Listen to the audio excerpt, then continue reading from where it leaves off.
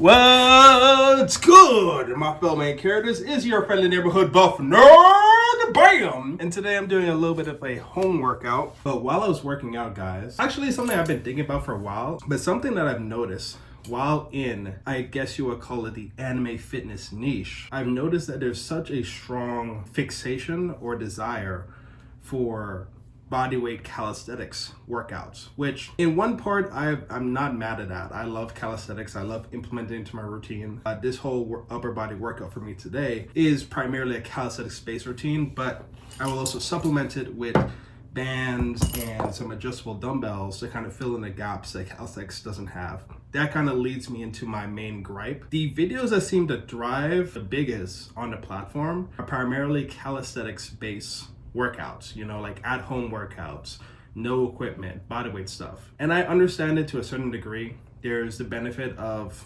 zero cost, right? Or very minimal cost. And so the barrier to entry into calisthenics and bodyweight training is very small. Also, the advanced calisthenics stuff is super cool, right? Being able to do a muscle up, being able to do a handstand push-up, being able to do a one-arm pull-up, those are cool, impressive moves that, like, if you're able to do, why wouldn't you do it at the gym to impress people around you and, you know, you feel like a badass. Third, I won't lie, people that build bodies primarily using calisthenics tend to have very athletic, lean, fit physiques on paper. But there's some cons that come with calisthenics that I find is not really talked about in the calisthenics niche or in the anime fitness niche. Okay, here's my pushback on just doing purely calisthenics. Calisthenics sucks at targeting a couple muscle groups. It sucks at targeting your upper chest, so developing that shelf. It sucks at developing your side delts and your rear delts. So it's like you can develop the front delts, you can develop some decent kind of shoulders, but most calisthenic athletes, if they purely focus on calisthenics, their shoulders are kind of lacking because there isn't a lot of movements you can do unless you're using gymnastic rings and you're working on your iron cross. But the barrier to entry on that is insane, and most people that try to do that is going to, like,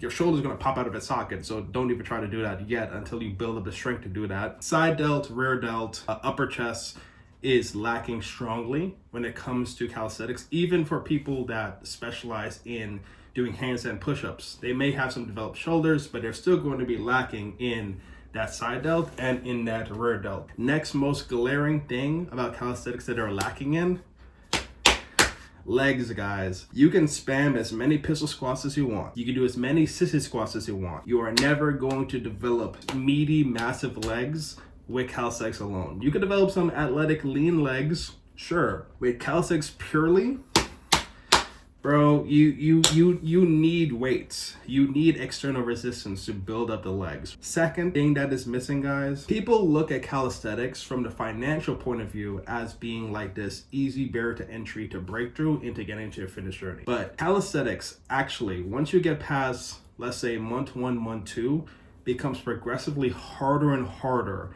And the skill curve, the ability to jump into it and do more advanced movements. For most of you guys watching this video, if you've never done a push-up before, it may take you a couple weeks to be able to do a push-up. And then it may take you a couple, maybe 2 more weeks to do a lot of push-ups. What happens when we get into archer push-ups? That skill curve is going to increase. What happens when we get into one-arm push-ups? That skill curve is going to increase. We're now going from weeks of development to months of development, right, before you're able to unlock that movement pattern. If you're using external resistance, like resistance bands, like dumbbells, like barbells, like kettlebells, the fun part of that progression loop is that you can always regress the weight down to a level that's manageable for you, and then keep progressing weight-wise, whether it's 2.5 pounds or 5 pounds each week. You can reliably show up and do more than you did before. But calisthenics, that's not the case. Calisthenics is very much a patience-built game. How I like to think about it, if you guys are gamers, there's Warframe. Warframe is like this game that's incredibly grindy, right? Like, in order for you to unlock a new character, a new frame, the investment in your time is insane. It's an incredibly grindy game. Is it rewarding? Yeah, if you like to grind. It's rewarding to the degree that if you like to grind, and also when you unlock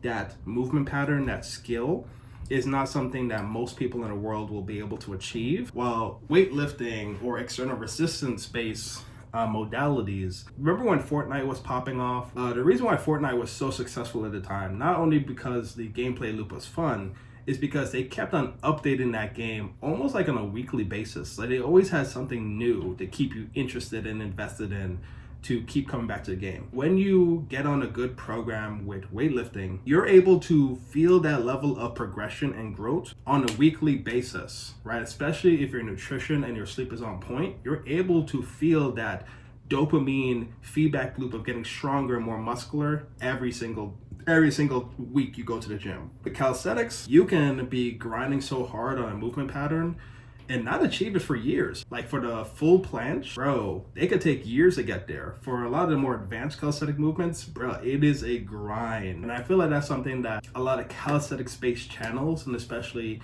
channels within the anime fitness niche, don't really bring up. It's not that they're hiding it, it's just not something that they really bring up. So to me, I'm not against calisthenics. I love calisthenics, I love implementing it, but I also like external resistance. Ugh.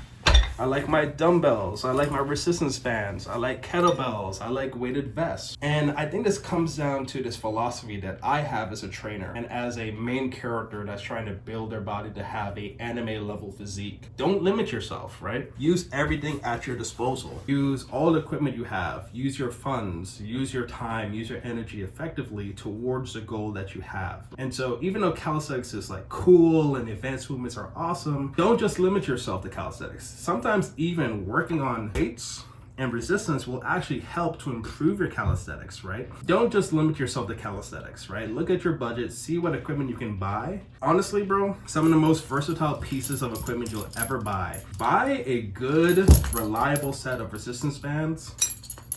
Bro, if you get yourself a reliable set of resistance bands, some adjustable dumbbells, maybe going up to 50 pounds, a pull-up bar, and you know what, freak it, like jump rope and gymnastic rings, bro, you are hitting an anime level physique. You are hitting an anime level physique. But just through calisthenics, can you do it? Are you the main character that can main calisthenics and get an anime level physique? You might be that guy. I'm not going to put a limit on what you're capable of doing. If your heart is telling you, no, calisthenics is all I need, if that's what your heart is telling you, follow it. But if it's not telling you that, don't limit yourself to just calisthenics. Use what's available to you. Anyways, guys, if you have any questions about anything, let me know in the comment section down below. So yeah, that's it for today. Catch you guys in the next one. Peace.